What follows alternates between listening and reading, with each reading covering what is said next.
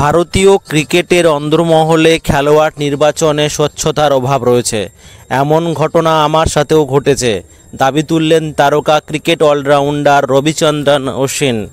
নমস্কার বন্ধু, আমি রামবল্লভ। এখন কথা হবে বাংলার গ্রেট বোলার মোহাম্মদ শামির অস্ট্রেলিয়া সফরে না থাকাকে নিয়ে।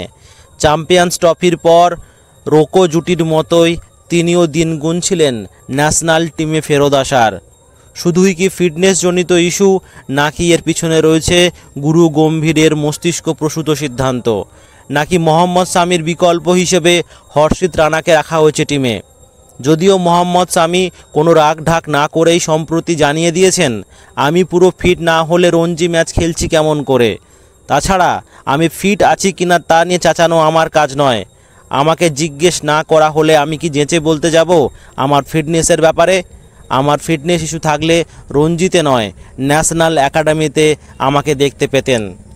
সম্প্রতি নিজের ইউটিউব চ্যানেলে মোহাম্মদ শামির জন্য ব্যাট হাতে চালিয়ে খেললেন রবিচন্দ্রন অশ্বিন।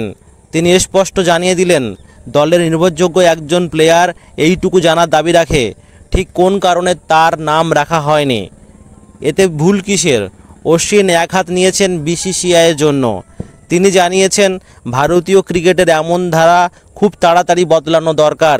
সিলেকশন কমিটি আর সিনিয়র প্লেয়ারদের মধ্যে এই বোঝাপড়া থাকলে কোনো অসুবিধা হওয়ার কথা নয়। অবশ্য চিফ সিলেক্টর অজিত আগারকার জানিয়েছেন, তিনি শামির সাথে এ ব্যাপারে দ্রুত কথা বলবেন।